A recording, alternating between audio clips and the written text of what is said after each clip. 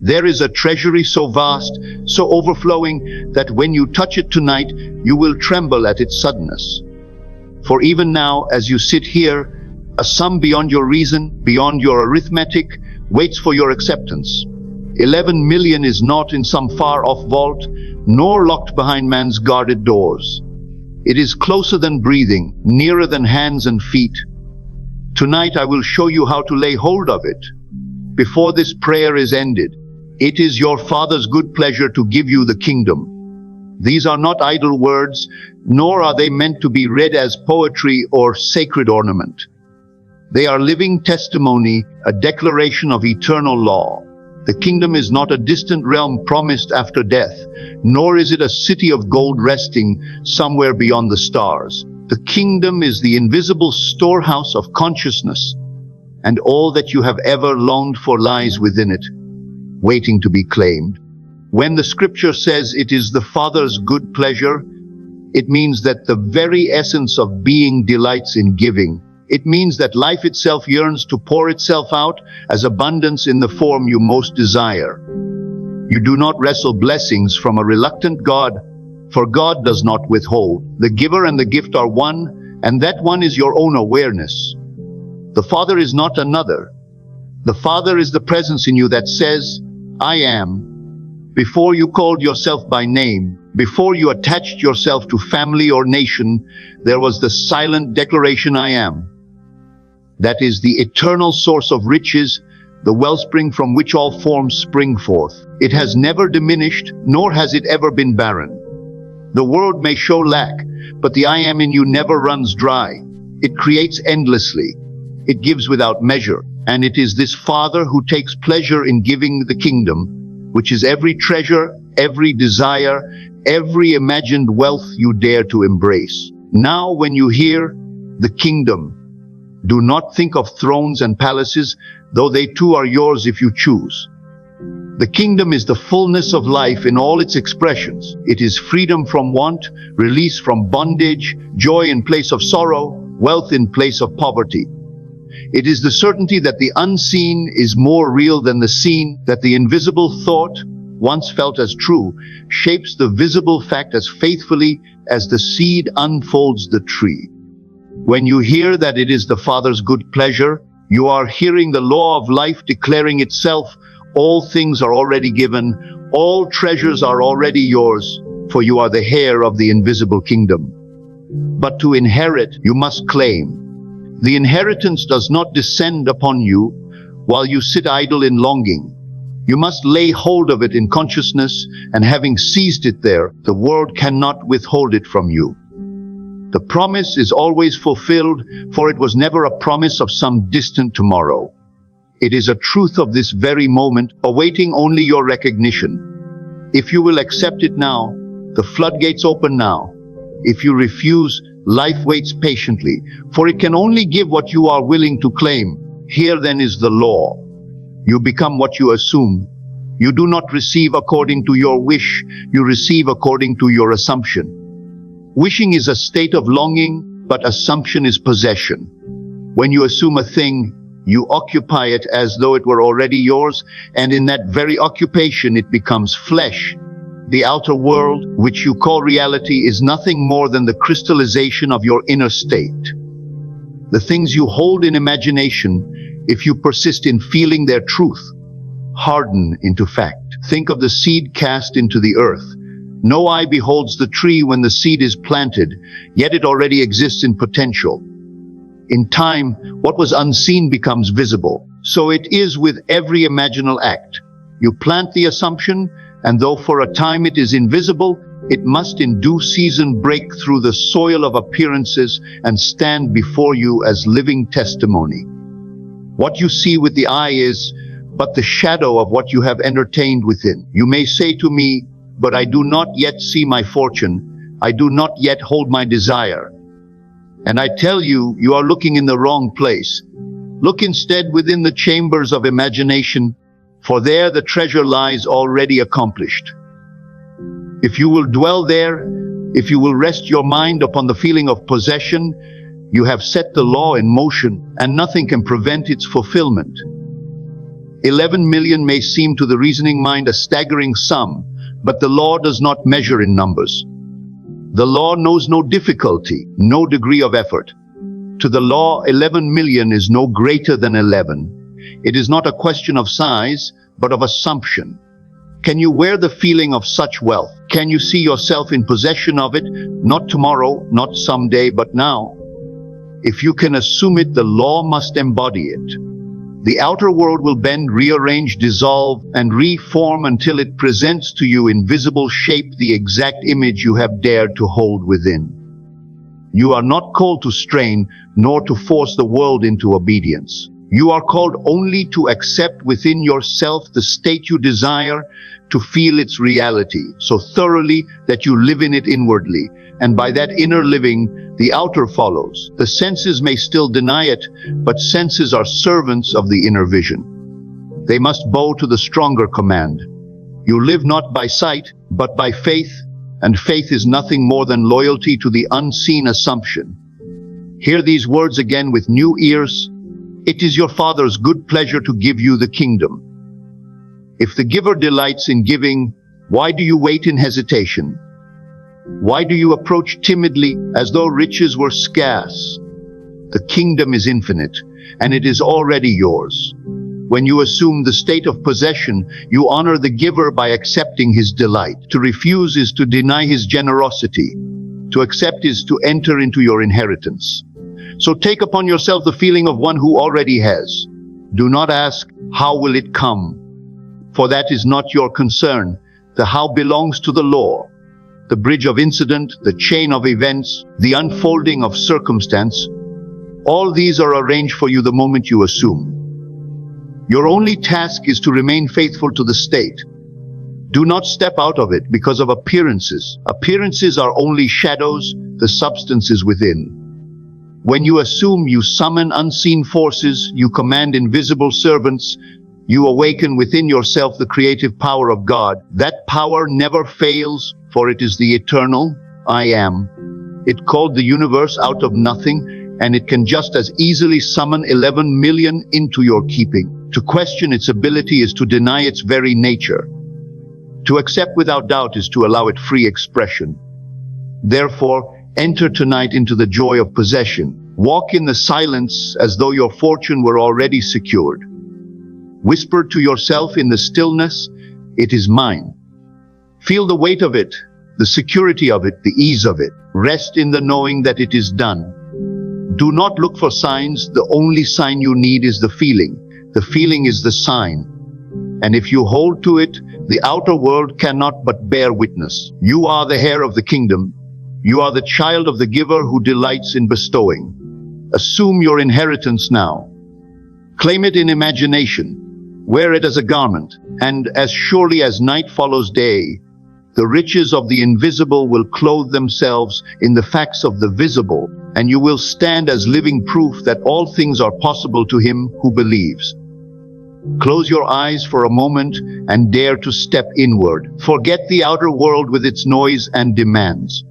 Let the weight of the day fall from you as one lays aside a heavy garment and enter the secret chamber where imagination rules. In this stillness, you are free to shape reality.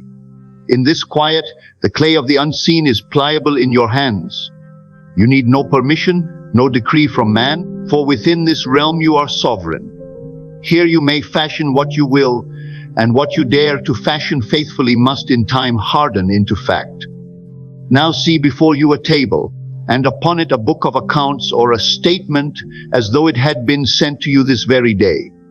Do not see it as though afar off, but hold it close, so close that you can read every figure inscribed upon it.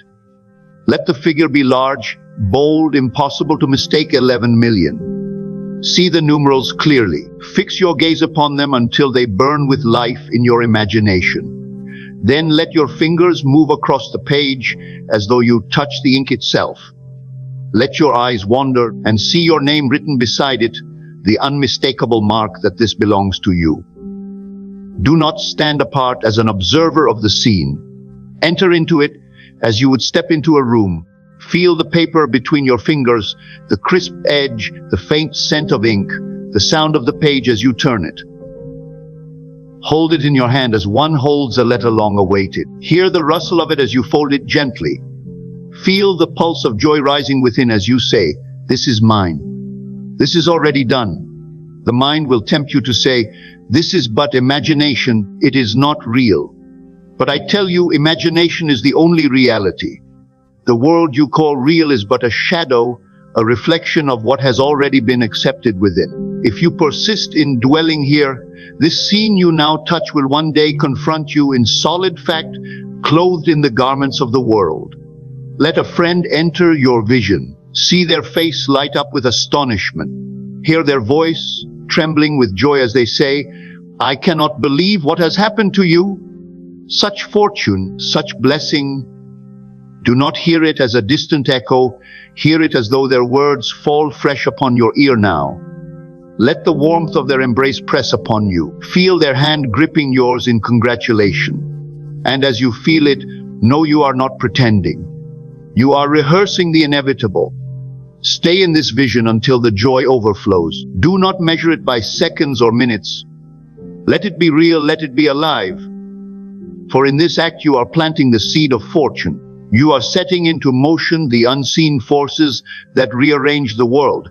Though tomorrow may look unchanged, though the outer may whisper denial, you will know that the inner act has been accomplished, and in time the outer must conform. The state always precedes the fact. The visible is nothing but the delayed reflection of the invisible. As the shadow follows the form, so the world follows the assumption. There is no harvest without the seed, no fruit without the unseen tree asleep within the seed. When you hold this inner vision and saturate it with feeling, you have already sown the seed of wealth. The outer must yield to it, though the ways by which it comes remain hidden until the appointed hour. Consider the man who nightly imagined abundance, though his pockets were empty. He did not beg life for alms. He walked inwardly as one already rich. Each night he gave thanks, not for what his senses revealed, but for what he had claimed in secret. To those around him he appeared as before, but within he wore a new garment. He wore the state of possession. And soon the world, obedient servant that it is, presented to him an old investment long dismissed, multiplied beyond his expectation. He had not forced it, he had not schemed. He had only assumed, an assumption ripened into fact. Or think of another who, longing for freedom from debt, nightly rehearsed in imagination the scene of tearing up the final notice, of hearing the words, "It is all cleared." Though he had no plan to discharge the debt, though his reason mocked him, he clung to the inner act. In a manner unforeseen, a relative repaid him sums forgotten, and the debt was erased. The world called it coincidence, but he knew it was law. The outer is but the echo of the inner. Do you see the pattern? The state precedes the fact. The invisible act is the cause, the visible circumstance is the effect. To wait for the fact before assuming the state is to reverse the order of creation. You must begin where all creation begins, in the imagination. Assume first, and the fact follows. When you claim 11 million in imagination, you are not wishing for it, you are wearing the state of wealth. You are planting the seed in fertile soil. Reason may argue, senses may deny, but the law cannot fail. The state, once assumed, must project itself into the outer world. Bridges of incident will appear, doors will open, circumstances will shift, all to bring about the fulfillment of that which you have already accepted within. Hold fast, then, to the inner act. Let no outward evidence shake you. If the bank account mocks, if the world calls you poor, answer only within, "I have received," for you know the truth. You know the fact of imagination precedes the fact of the world. You know that the seed, though unseen, is already bearing fruit. This is the law of life. You may test it, you may prove it. Assume the state, persist in it, and the world cannot help but yield to your inner vision. For the world is but a mirror, and the reflection cannot help but follow the form you hold within.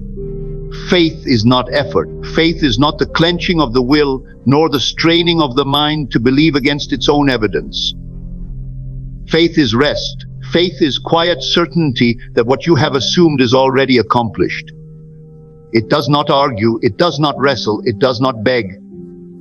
Faith sits down in the house already built, though the walls have not yet risen before the eyes. Faith eats and drinks as one who knows the table has been spread, though the outer room still looks empty. It is the invisible assurance that the thing desired is already established in the unseen, and therefore must, by the law of life, appear. To live in faith is to live from the end. You do not wait for wealth to come before feeling wealthy. You feel wealthy now. You do not wait for freedom to appear before rejoicing in freedom. You rejoice now.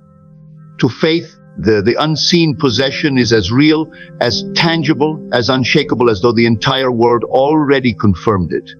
This is the great test, for your senses will cry out against you. They will show you the emptiness. They will parade before you the evidence of lack. But faith turns away from appearances and anchors itself in the unseen truth. There is a story told of a man who, in the midst of famine, spoke words of abundance. While others mourned scarcity, he declared that plenty was already upon them. They laughed at him. They mocked his declarations. Yet soon, through channels no one foresaw, abundance came, and those who laughed stood astonished. This is the way of faith. It is fidelity to the invisible vision until the visible world bows and takes its shape from it. You must understand, to sustain faith is not to strain every moment with effort. It is to return again and again to the inner knowing. When doubt rises, you do not fight it with weapons of fear. You simply return to the vision. You slip once more into the scene of the wish fulfilled. You breathe again as though the fortune were yours. You feel again the joy of possession. You do not argue with the senses. You simply remind yourself of the deeper truth that the outer is but the shadow and the inner the cause. Sustaining faith is like tending a flame. A candle left untended may be snuffed out by the smallest breeze, but the one who shelters it, guards it, and feeds it keeps it burning until the darkness itself is overcome by its light. Your imaginal act is such a flame. The winds of doubt will blow, the cold breath of reason will attempt to extinguish it, but you are called to shelter it, to guard it, to feed it with the oil of feeling until it grows steady and strong. Do not expect the world to confirm it at once. Do not demand that appearances align overnight. Simply tend the flame, and in its own season the outer will blaze with the light you have guarded within. There are those who imagine once and then forget. They plant a seed and then dig up the soil each morning to see if the roots are growing. Such restlessness destroys the harvest. But the wise gardener plants the seed and then rests, knowing the law of growth cannot fail. He waters it with quiet expectancy, not with frantic doubt. So too you, having assumed the end, must rest in that assumption. You must water it with gratitude. You must clothe it with feeling. You must protect it with persistence. The unseen tree is already alive, though the earth hides it from the eye. To live by faith is to walk as though the unseen were already fact. You do not speak from lack. You do not act from poverty. Inwardly you carry yourself as one who has already received, and in due course the world recognizes and mirrors this inner conviction. It is fidelity to the imaginal act, a loyalty so deep that no outer denial can shake it. And here lies the sustaining fire. The fire is joy. The fire is thanksgiving. It is the inner song that rises when you know you are the possessor of all you have asked. Though no man has yet congratulated you, though no hand has yet placed the treasure in yours, you rejoice as though it were already done. This joy is the evidence. This thanksgiving is the proof. For when you feel it within, you have touched the reality itself. The world outside must bend to it, for the world is but the shadow of this inner flame. The sustaining fire is not kept alive by anxious repetition, but by radiant certainty. Each night as you rest, you return to the end. You slip into the scene as though it were the last act of the play. You lie down not as one waiting, but as one fulfilled. In this way, you keep the fire burning. Each morning you rise not as one who hopes, but as one who knows. You go about your day with the quiet dignity of one whose fortune is already secured. This is not arrogance, but alignment. This is not fantasy, but faith in the only creative power there is. You must understand that every doubt, every fear, every anxious thought is but a gust of wind. It has no true power unless you surrender to it. The flame of assumption is stronger than any wind if you will only guard it. Return again to the joy of possession. Return again to the vision. Do not scold yourself for moments of weakness. Simply step once more into the state, and the fire leaps back to life. This fire, once sustained, becomes a magnet drawing to itself the forms of the world. Opportunities arise, circumstances shift, unseen connections unfold, all compelled by the inner state you have faithfully kept alive. You may not see the pattern at first, but later, when you look back, you will know that every seeming chance, every meeting, every event was ordered by the unseen fire you held within. Hold fast to this flame, for it is your inheritance. Do not fear the delay, for delay is but the ripening of the fruit. Do not despair at appearances, for appearances are but fading shadows. The true reality is already established in the unseen, and by your faith you sustain it until the world must yield. Walk, then, as though it were finished. Rejoice, then, as though it were yours. Keep alive the sustaining fire of imagination, and no power on earth can prevent the manifestation of what you have already accepted as true. Prove me now, saith the Lord of hosts, if I will not open you the windows of heaven and pour you out a blessing, that there shall not be room enough to receive it. These words are not spoken to tease you with promises withheld. They are an eternal challenge, a call to test the law for yourself. Life itself dares you to stand upon the unseen and trust that it will bear you up. You are not asked to beg, nor to wait upon the favor of another. You are asked to prove, and to prove is to assume the end with such fidelity that the world has no choice but to rearrange itself around your conviction. To prove the law is to step into the unseen with courage. It is to let go of appearances and take hold of the reality that exists in imagination alone. The windows of heaven are not above your head, they are within you. They are the openings of imagination that pour out every blessing when you lift your eyes inward and dare to see differently. When you accept wealth inwardly, the window is opened. When you embrace love, the window is opened. When you feel freedom, though chains still bind you, the window is opened.